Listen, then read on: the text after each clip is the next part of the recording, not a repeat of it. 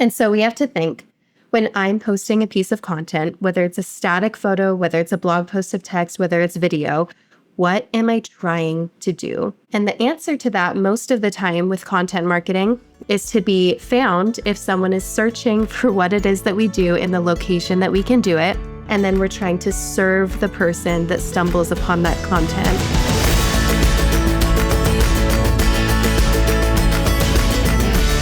Hey there, and welcome to the Event Crushed podcast. Each week, we'll be chatting about all things wedding industry, entrepreneurship, and how to crush it in life and business. I'm so glad you're here. Now, let's dive into this week's episode.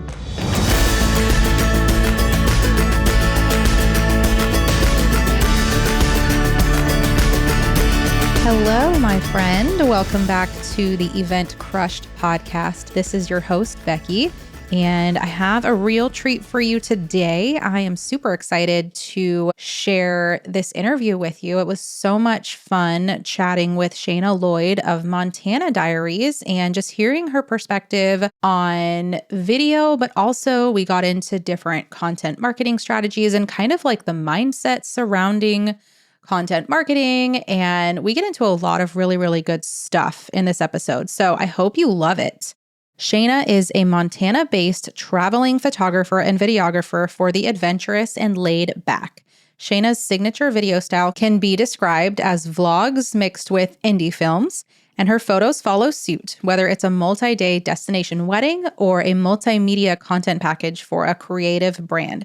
Shayna's story-driven and experience-first approach have made her stand out in the market, and her focus on simplicity and ease in all areas of her business have helped her replicate her results for other photographers and aspiring hybrid shooters. Shayna also has a podcast with her business partner, Devin, the Devin and Shay podcast. So definitely give that a listen. I'll be sure to link it in the show notes, along with some other fun resources that she shared with us. So with that, let's go ahead and jump into the episode, and we'd love to hear from you. Any thoughts about the episode, any questions that you have, please feel free to reach out to me and Shayna, and we can keep the conversation going. Hello, Shayna. Welcome to the show. I am so excited to get to chat with you today. And before we dive in, I would love it if you could just share a little bit about your journey, how you got started in the wedding industry, and how you evolved into the brand that you have built today. Hello, beautiful Becky. Thank you for having me. I'm so stoked to be here. I had a weird foray into the wedding industry. I was a YouTube vlogger in college, and I was in college during the era of travel diaries. So if you are familiar with YouTube, what was going viral at the time was every influencer on the planet was traveling the world and making the most aesthetic, cinematic, beautiful travel logs of the destinations they would go to. And my favorite, I was eating this content up, Becky. I was going nuts for it. I loved it. That was what I did in my free time, was watch travel diaries. And my favorite personalities online, my favorite content creators, were the ones mixing that cinematic footage with the weird, messy, gross vlog footage of what was actually happening during their travels. I loved it. And if you need a mental image, think like blonde Utah moms posing in front of the bluest water you've ever seen. And I thought at the time, because I was already YouTubing, I was making the dumbest daily videos you can think of while waitressing, while studying communications and writing, and just overall being a grub with my roommates. I was interviewing said roommates about their dating lives. I was documenting my drives to Starbucks, getting yelled at by the old Starbucks barista. And I was also starting a series on my channel called Montana Diaries. I'm based in Montana. It's where I went to college. And I thought, if these videos on YouTube were doing so well, Montana is one of the most beautiful places in the world. I can do the same sort of content on my channel. Well, what ended up happening was those videos accidentally had really great SEO, search engine optimization. So suddenly this dumb kid who was just vlogging her hikes with her boyfriend I was coming up for Google search for all the most beautiful places in my home state. And so then I started very organically getting inquiries from local outdoor brands. So think fly fishing outfitters. There's a lodge. I had an outdoor clothing company that I worked with, and also couples started inquiring about me doing video for their weddings. After college, I tried a few adult jobs while building my business. I kept the name of the series Montana Diaries for my photo video work, but it grew really organically and really beautifully. And I dove into the wedding industry, just saying yes to things I probably had no right saying yes to. Wow, that is so cool to hear. So, just to clarify, you had couples reaching out to you to like shoot their wedding, basically, either a photo or video, but you had never done that before? No, I could barely use my camera. Oh my gosh. I was like, sure, yeah, I've got you. Why not? That is incredible. Like, obviously, they were drawn to what you were sharing to the point where they were like, I don't even care if she's done an actual wedding. I just love the style and the vibe.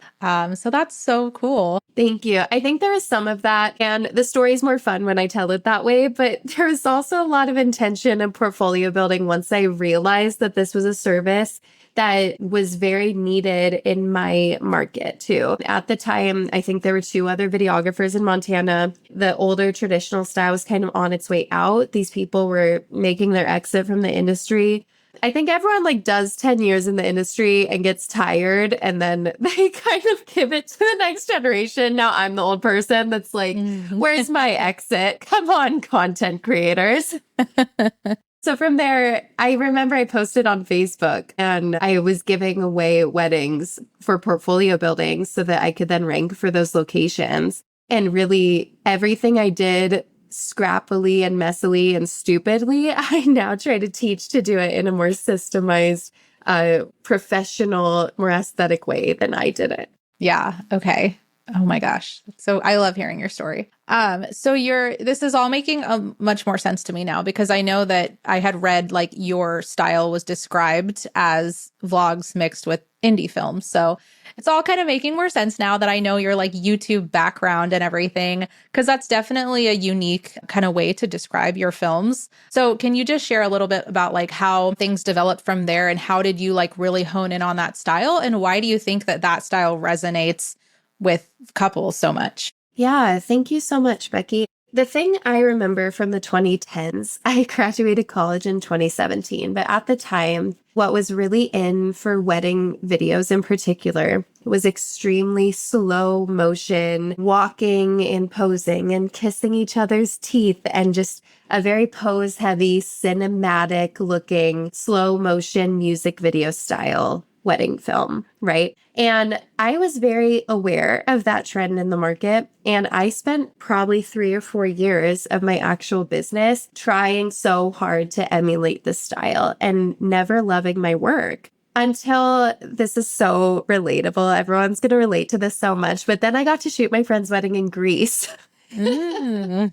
And I had so much fun. It was multiple days of activities and me randomly shooting things that I wasn't even hired to shoot. I was hired to shoot their wedding day, but I ended up hanging out with my friends the whole week.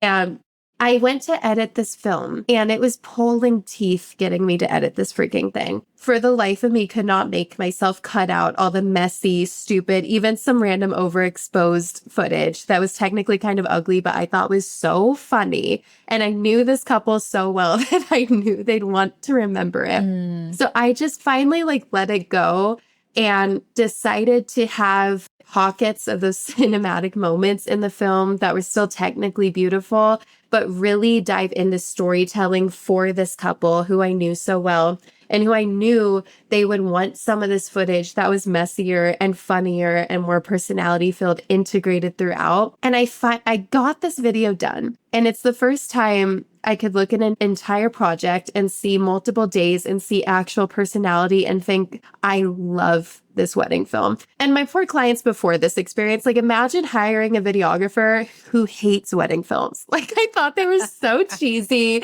I was like, this is such a dude market. Like everyone's just unboxing in gear and trying to have the fanciest setup. And here I am. I come from vlogging and I love YouTube videos. And on the side, there's also an artistic, romantic part of me who just loves novels. Like, I'm just a girl who just wants to read novels and watch classic movies.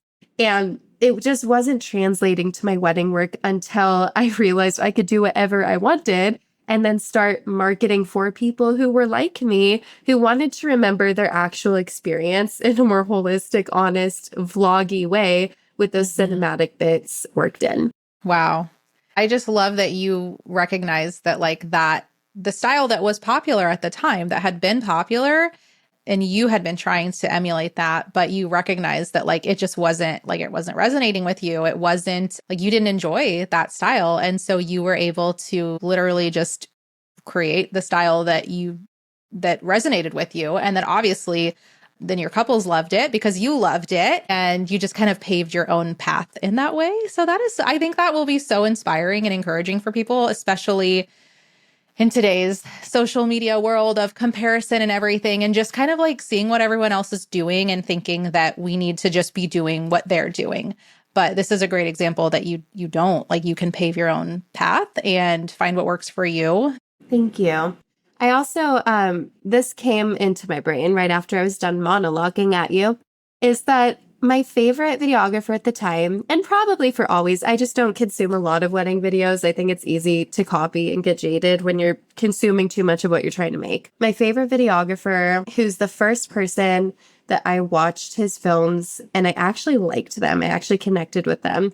He's based out of Oregon. It's Good Co Studios. His name is Chris Mai. Yes, I worked with Chris. Oh my gosh. Awesome. Isn't he wonderful? Yes. So we became friends around COVID time. And I remember watching his films and them really feeling like indie films to me, right? And just the way he's able to integrate his beautiful footage, right? And it's always through his lens. There's always a little bit of winking at the camera, a little bit of humor, while also really listening to his clients and being able to showcase them. He was one of the first videographers I saw integrating audio, raw audio from the scenery. So you would hear the birds chirping, you'd hear his clients feet pressing into sand as they walked. You'd hear the waves from the ocean coming in. And he would mix these raw audio moments in between scenes. And I thought, I'm not as techie as Chris. I could make this dumber for me.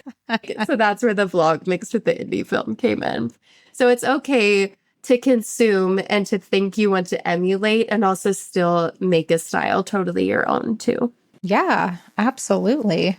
Yeah, well, shout out to Chris with Good Co. Totally. I always have to. Whenever I get on these monologues about style, I'm like, well, I can speak to the vlog part, but he was the first person who showed me we could really lean into it feeling like an indie film as well. Yeah. Yeah. That's so cool. Okay. Well, now we've got kind of your background and how you got started with video. And I know that you obviously use video in the marketing of your business as well. And it's become, just video in general has become such a huge part of everything. Marketing, social media, content, everything I feel revolves around video these days. And it seems like video is just performing so much better than static posts. And so I really want to dive into that. And I would love to hear how you think video specifically impacts reach, ranking, and revenue for creative businesses. If you can kind of show us why should we be spending our time on video if maybe it's not something that we're currently doing? Why should we be?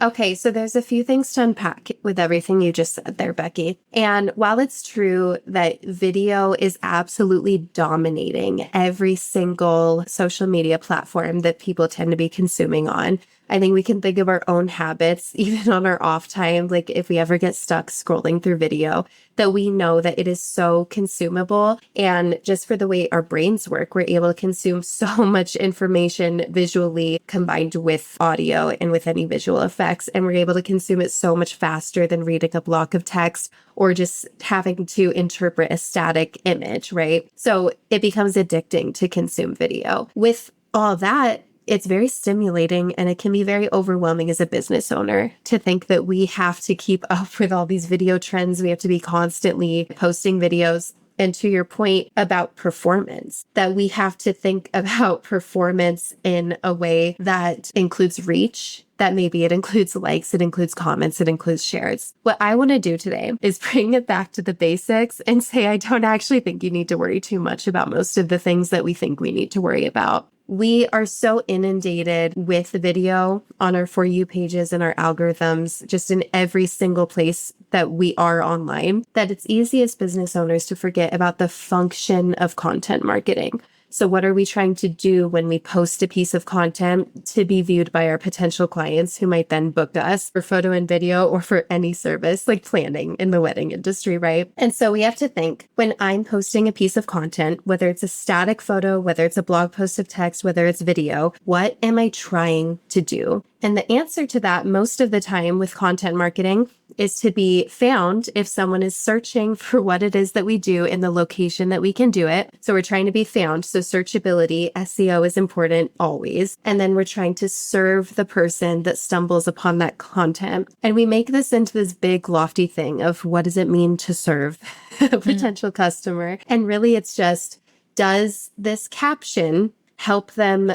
accomplish the goal that they have when they're searching for what it is you do? And for a planner, if it is a video behind the scenes of a tablescape, and in the caption, you're explaining where you rented all of these items from and how many team members it took to put together and how windy it was and how you solved for that problem. Why am I only thinking of organ venues now? I'm like, oh, Griffin House, you need to be careful with the wind when you're setting up a reception. When you're thinking about any obstacles a potential client and by extension their vendor team might have, and how you can solve them as the vendor. And then you have a call to action in that caption for how they can get a hold of you, how they can work with you. Then you're hitting all of the different functions that that piece of content can have. And we're not so much at that point thinking, will this go viral? Will this get a ton of likes? Will it get a ton of shares? We're thinking, will this help someone who might want to hire me? And when you distill it to that basic of a level, video gets less scary because it doesn't have to be this techie produced overstimulating thing. It's just an iPhone video you took during the shoot and a caption that serves the hell out of your potential clients and also has those searchable keywords in it. So if anyone's searching for what it is you're talking about, they will find you. Yeah, I love the simplicity of that and just kind of, like you said, bringing it back to basics. It doesn't need to be this big, scary, overwhelming thing. Like we can really just break it down. And like you said, just being found and serving the person who comes across it. And that's such a great way to think about it. I think we really do build it up in our heads as like this big thing. And then we like just freeze and then we never share or post the video, or we never even create the video because we're so overwhelmed with everything that it's going to take when it can really be so much simpler. So I really appreciate just the way that you broke it down and thinking about it that way. I'm so glad. I also think whether it's planning or whether it's photography or videography, we have a lot of ego wrapped up in portfolio. In that first touch point of like what our feeds look like when someone first finds us. And so we think that these videos we post have to be the most aesthetic, amazing videos in the world. When the fact is like, this is just another touch point, another area where we can serve our potential clients. And if we can get past that ego bit, and then secondarily, like for the individual piece of content, if we can stop caring if it gets more than 7 views and think about the function of that content, if it's getting in front of actual buyers, then it doesn't actually matter how it looks like that content performs, period. Yeah, that's so true. I think that's something that I was just talking about with Amanda Reitzman on my podcast. She came on and was talking about marketing to Gen Z, but one of the things she brought up is like, as millennials, which I am, we kind of created this aesthetic vibe that we are now, it's like a struggle for us because it's like hindering us because Gen Z cares a lot less about that. And so it's just really interesting to think about. I find myself still getting a little hung up on like the aesthetics of things, but you're right. Like beyond that, if it's serving the purpose and if people are finding it, that's way more important. And I don't know, just this idea that like the goal being to serve the person who's searching for that thing. I personally find it really frustrating when you search for something, whether it's on Google, like Google Images or anywhere, and things come up that are so irrelevant to what you're actually searching for. I'm like, why is this tagged as that? Or like, why is this showing up here? And I think probably other people have experienced that frustration. But when you search for something and then the content comes up that is exactly what you're looking for, and then like how great that is, and how, we could be that for somebody if we're like using appropriate keywords and all of that. So hopefully that that is happening for us. Yeah, I absolutely agree with that. In any area of content marketing, it's just putting yourself in the shoes of that viewer. If they stumble upon this content, if you were them, would you feel served by that content and compelled to think that the person who posted it could help you with their project or with their wedding? And to the millennial point, I get like wanting things to look good. And there's ways we can curate by sorting through our feeds. And that's just a nuance you'll have to figure out for your own business. But we also have to trust our potential clients to be able to take a step past an individual piece of content, especially because anyone going through the next step of following your call to action to reach out, I will typically take the steps to also look at your overarching portfolio and services and what you can do. These are high ticket items we're selling, right? Like we're not selling a $9 product and we're hoping for quick sales. It's a buyer journey that our potential clients go through that not only includes aesthetics and final product, but includes working with the planner or with the photographer or videographer for sometimes a year or more.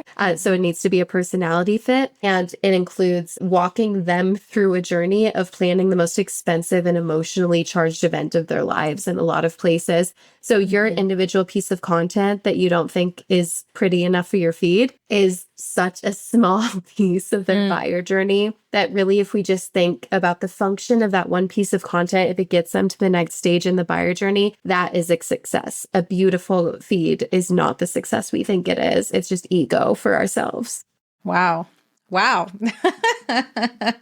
That's so good. Well, I loved what you said about trusting the potential client. Like, I don't know, just reframing it that way. Like, I'm so worried about this one image or video or whatever that I think like this single-handedly is going to, like, they're only going to see this. And like, if they're actually considering me as a potential planner, it's highly unlikely that they're going to see this one individual piece of content. Like, they're going to be looking at my website, at my reviews, at my whole, they're going to scroll through my feed. It's not just that one individual thing. That's just really interesting to think about. So I'm glad you brought that up. I mean, I came on here to talk about, I do this on every podcast. I just hijack and I'm like, forget video. Now we're going to talk about your sales calls. But if you think about it, Becky, by the time someone gets on a call with a high ticket service provider, they should already know if they want to go with you or not. And so like your Instagram reel that doesn't match your feed isn't going to tumble your empire. They'll have stalked every bit of you. They'll have looked through your website. They've seen your pricing guide. Like, it is a full journey. Yeah. So true. So, okay. So bringing it back to video for a minute, I love this because it's all connected. Like, to me, that doesn't even feel like, it feels like it's all connected. So I love it. But bringing it back to video, like, so let's say that someone is listening and they are feeling pretty overwhelmed. Like, they see the value in video and they're like, okay, yes, like I understand why it's important. However, it just feels really overwhelming to like get started because maybe they just haven't been producing any kind of video content, reels or anything. Where would you suggest that person just get started? When I talk about hybrid shooting, photo and video, I always think about you, listener, who's thinking, yeah, I don't want to be a videographer. I'm not interested in upselling video. And I think that's great because there's two actual functions of video in your business, right? One is for marketing, and that could be marketing video itself, or it could be marketing the products and services you're already selling, right? And as we just discussed, it's king on every single social media platform and search-based platforms online. You can't really escape video these days. But the other function is for, besides marketing, it's for upselling video itself, right? So if you have two legs here, no matter which camp you fall in or both, you still need to start focusing on hybrid shooting. And you think, great, like I'm still overwhelmed. Like, where do I start from there? But now that you're on board with knowing that it's necessary, then it becomes a little easier to think, for my lifestyle, for my business, and for my shooting style, what would be the thing that would make this easiest because you're more likely to add on a skill that you can practically see fitting into your workflow and your lifestyle. Don't think about what's going to be perfect or what other people are doing. Think about what will make this easiest for me in my business with my goals. And that might be pulling out your iPhone in between scenes, or if you're a different type of vendor, not a photographer, videographer, just thinking about documenting each step of the process with the iPhone 5 seconds at a time. That's legitimate. Maybe it might be getting a mount for your camera for the iPhone. Maybe it might be the Meta glasses that everyone's making fun of. Maybe it might be hybrid shooting with the camera you're already using for photos. I actually don't care about the method that you use. I care if you actually set yourself up for taking the action in the first place. And all I will say is that quantity for this type of behind the scenes video can be the biggest savior later on when you're actually batching your content and scheduling it out to stay active on your social platforms. From there, on the actual shoot, whatever method you've chosen, then it's just time to think about this from a function and utility point of view. And we can go from there wherever you want to, Becky, because now we have two camps. Once they've decided their method, there's the camp that wants to be a person that sells both photo and video, or even I've seen planners starting to upsell content creation, which I actually think is so freaking smart. The camp that wants to upsell video itself and add on revenue to their business. Honestly, I think documentation from either camp can end up being very, very similar. Yeah. Can I go back to something you said a second ago? You said quantity can be the biggest savior later on. Like, what do you mean by that? Just like the quantity of videos that you have to be able to then use to create like a ton of content? I do. And when we think about what would actually be useful to a potential client later on, they might have questions that they're typing into search, or that because of their searches, like algorithms on their social media platforms already present them this type of content on their For You pages. So no matter what, it all comes down to making your content searchable. But if you think about it, people typically only plan one wedding in their lives, right? And they have no idea what they're doing, and it's overwhelming for them. And so if they're seeking out answers to the questions they have, and you have a piece of content that you might think is boring, and maybe it's a video of the mother of the bride steaming a bridesmaid dress in the morning of a wedding, and you're thinking, this is not aesthetic, what would I use this for?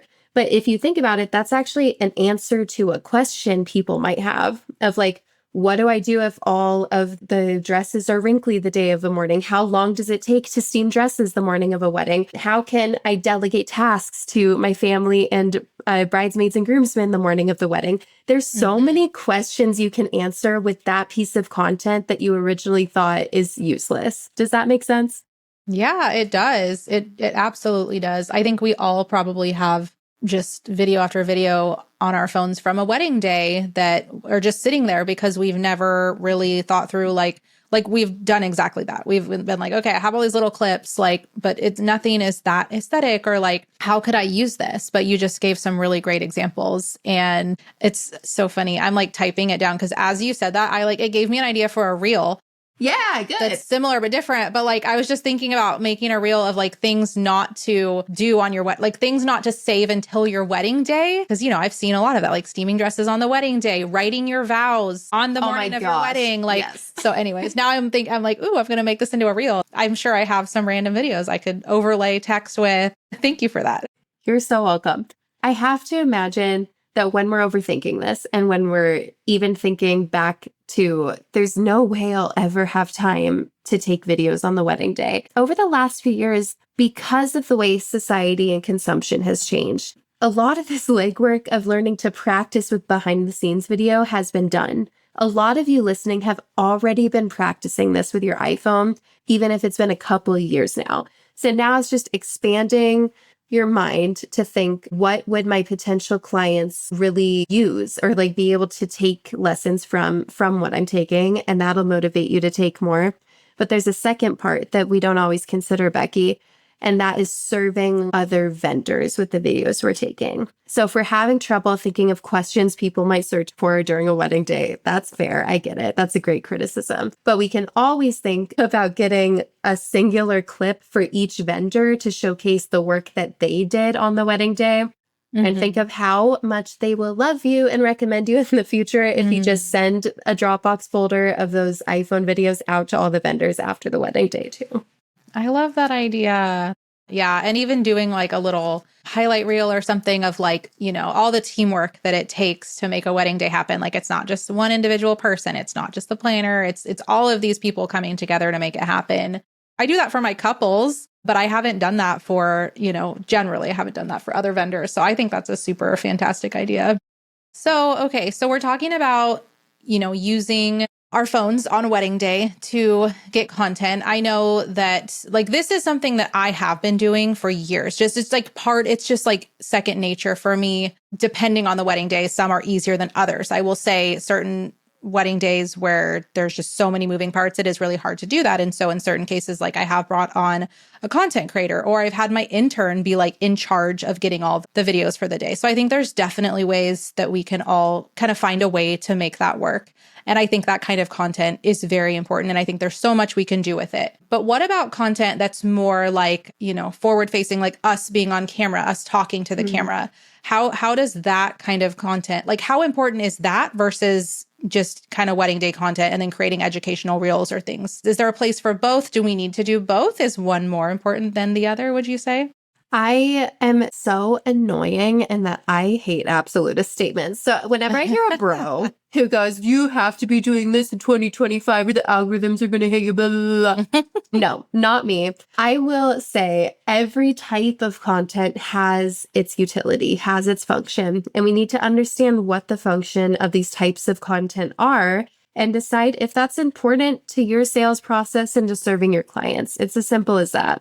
You don't have to do anything, but maybe if you understood why this would help you, you'd be more motivated to do it. I can tell you so many wedding vendors who don't want to show their faces on stories or on reels or anything because they don't do their makeup during the week, or they have a mom messy bun, or there's just some ego-fed reason that they can't serve their people. And I hear you. I get it. I get sick of myself too. And that's the day where it's time for behind the scenes clips or more polished final content, because I don't need to be showing my face online when I'm feeling that way. When we're thinking of the function of this content, we already talked about behind the scenes where potential clients are seeing what that can look like behind the curtain and imagine themselves being in that moment, versus a polished final aesthetic product where maybe it's harder for a regular person to imagine themselves in the final product because they feel like they're awkward in front of the camera and they can never look that good.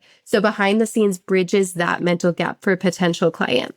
What a face-to-camera video does is, if behind the scenes makes the client feel like they could be a regular person in that moment and still end up looking amazing in the final product, what a face-to-camera video does is bridges the gap of a client wondering if they would want to work with you specifically, if they could feel served by you, if they could feel educated by you, if they feel like your sense of humor is a personality fit. That's why I'm so dumb on stories, because when we get to wedding days, I want my couples and I want my planners to know that I'm just a big goof and I'm so candid and documentary focused that, like, while I'm not posing everyone the whole time and I'm being goofy and making grandma love me, making grandpa laugh, the final product is still going to look amazing.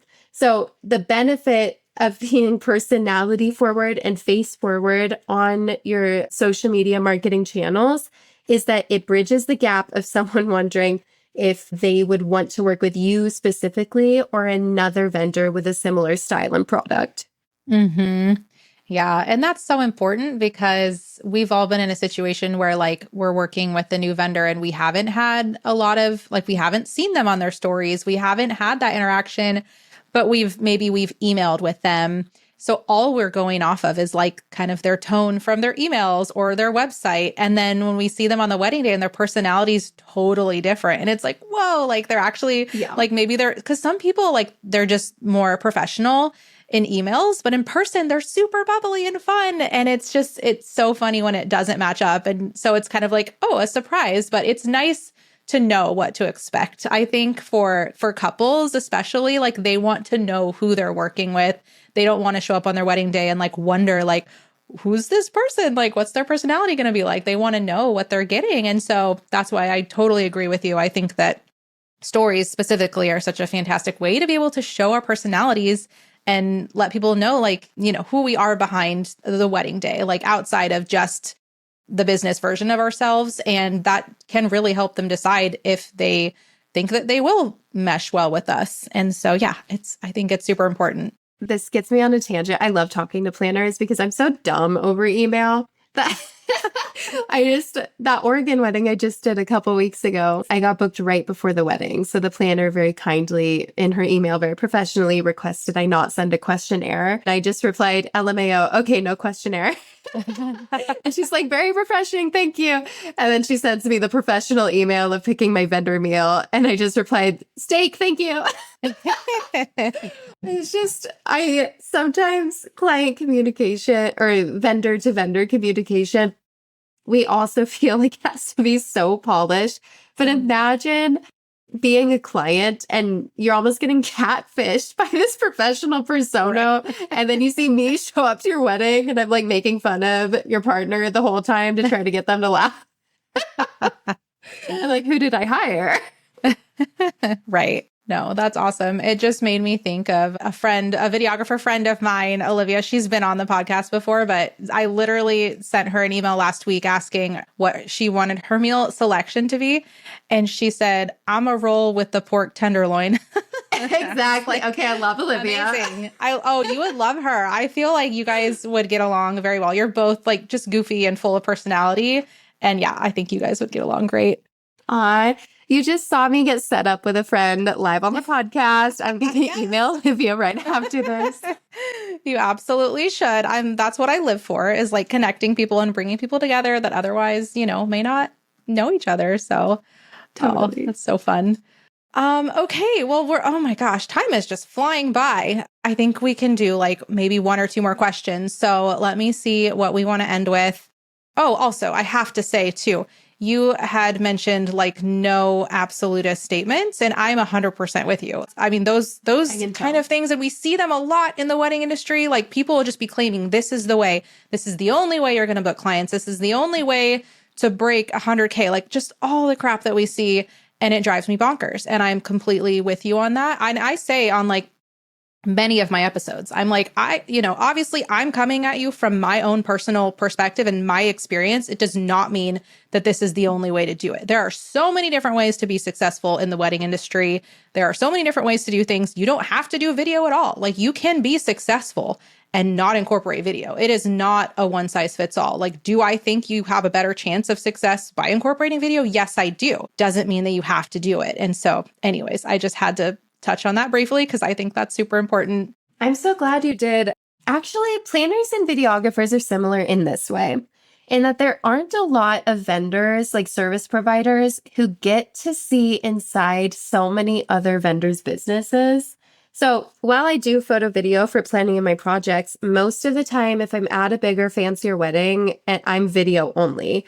So I am seeing how every photographer on the planet operates. And everyone is so different. And it does not mean like, and every planner is so different that I've worked with. And just being able to travel all over to work with so many people, it is the best education that there's no one size fits all. You can do whatever you want. Do it with your whole chest to make sure your actions align with your values. Be good to people. You're good to go. Yeah, 100%. Yeah, I totally agree. You said it, but as a planner, as someone who also had a rental company for 4 years, I was like working directly with planners. I've been in a lot of different parts of the wedding industry. I also now am kind of managing bookings for a local wedding and event band. And so I'm like working with other vendors in that aspect. And like I've seen the ins and outs of so many people's businesses. Exactly what you said. There are so many ways to do it to be successful. And it's a good reminder because sometimes we just see what other people are doing and we just think, oh, I guess I have to do that because they're successful. Therefore, I have to follow in their footsteps to also be successful. But it's so untrue. Okay, so what is one action step that a wedding pro could take that's listening today that they could do to start leveraging video in their marketing? I think the first thing I would encourage every single person to do is to look at their existing library of content inside your camera roll and to go back to the beginning of this conversation and just think of every single question that piece of media might answer. And then that will dictate what the caption to that video is. That's so good. That's super tangible. And everyone can just scroll back through their camera rolls from at least here, in the Pacific Northwest, we're like getting close to the end of wedding season. But depending on where you are in the country, maybe you're in it, it's just starting, or, you've been done for a while, or it just never ends if you're in somewhere that's really nice and sunny all the time. You just have constant wedding season. But there's a good chance you have something that you could pull from and use. There's so many questions that couples need answers to, that vendors need answers to. Using ChatGPT to help you come up with ideas for that, it can be super helpful too.